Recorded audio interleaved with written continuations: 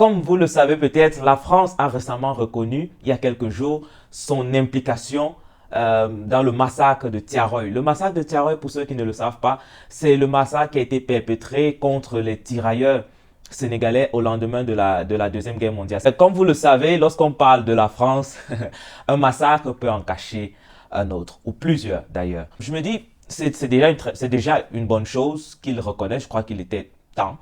Il serait également temps de reconnaître le massacre qui a été perpétré au Cameroun, celui des maquisards. Alors, pour pouvoir parler de ce massacre, il faudrait d'abord qu'on définisse c'est quoi maquisard.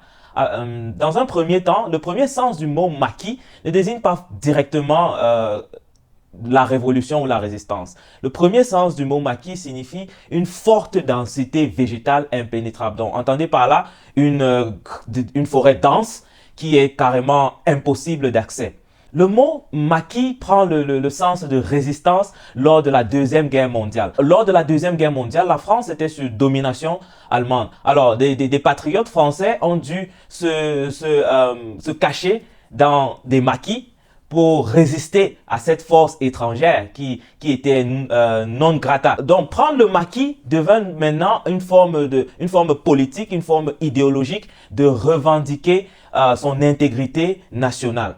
À la fin de la Deuxième Guerre mondiale, ces personnes qui avaient décidé de se mettre en retrait dans des forêts, de prendre le maquis, avaient été considérés comme des héros, avaient été considérés comme ces patriotes-là qui ont participé activement à la libération du pays. Quand nous revenons dans le contexte camerounais, le maquis naît quelques années après la création de l'UPC, l'Union des populations du Cameroun, créée par Oumniobé et ses camarades.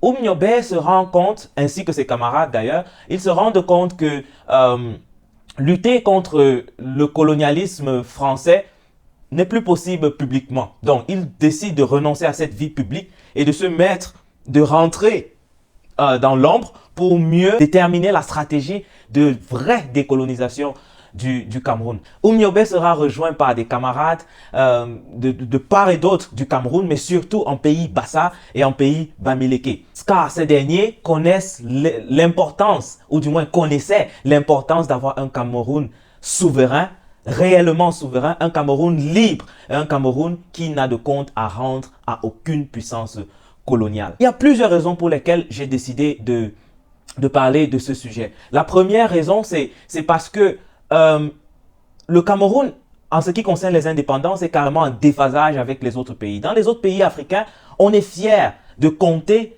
les mouvements de décolonisation.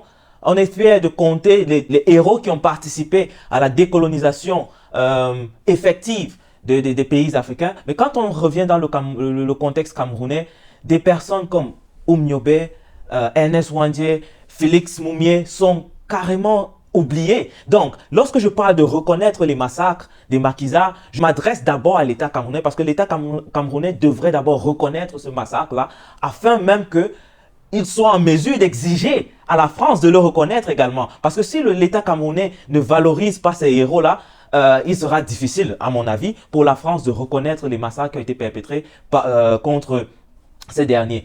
La deuxième raison pour laquelle j'ai choisi de parler de ce sujet, c'est parce que pendant des années, et peut-être même jusqu'à maintenant, le mot maquisard a toujours été employé comme une insulte.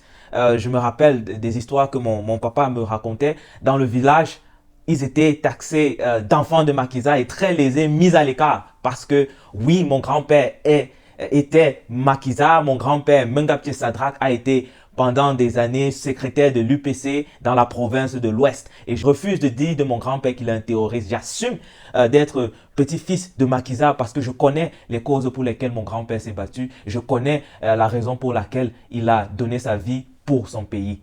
C'était là le sujet du jour. Je suis ouvert à la discussion. N'hésitez pas de me dire en commentaire ce que vous en pensez. Si vous voulez que nous continuions d'en discuter, écrivez-moi et ce serait un plaisir pour moi d'échanger avec vous. Portez-vous bien.